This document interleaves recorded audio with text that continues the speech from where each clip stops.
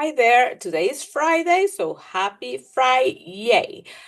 I just want to make sure that as you start to wind down your week, you also start thinking about what are you going to do for yourself and your well-being.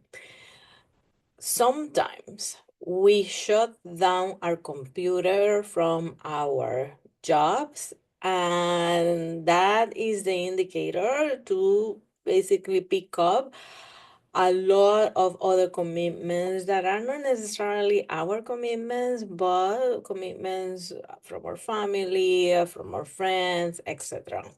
And while that is great in many, many ways, you have to carve out space to reconnect with yourself and recenter.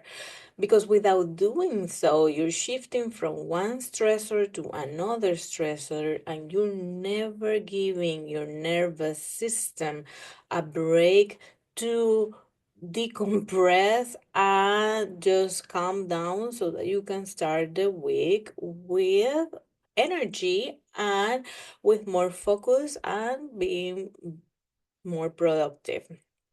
So the challenge for today that I have for you is what is that thing that you're doing just for you, not because it serves a purpose, just because you like to do it, it's fun for you, and you are gonna gain a lot of replenishment from that activity.